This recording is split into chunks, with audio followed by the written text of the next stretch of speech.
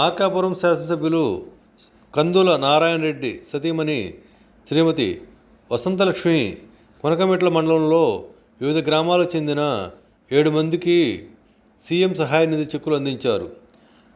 రెబ్బా నందువర్ధన్ 27,144 రూపాయలు, బోరిగొర్ల ఆదినారాయణ 37,292 రూపాయలు, చిరుగురి లక్ష్మయ్య 18,800 రూపాయలు, మెట్టు రామకృష్ణారెడ్డి 20,284 రూపాయలు, బేబీ ఆప్ ఉప్పతి ఆదిలక్ష్మి 35,917 రూపాయలు, యానం చిన్న గోపిరెడ్డి 36,084 రూపాయలు, దార్ల బాల చెన్నకృష్ణయ్య 25,543 రూపాయలు, మొత్తం 2,01,053 రూపాయలు అందజేశారు.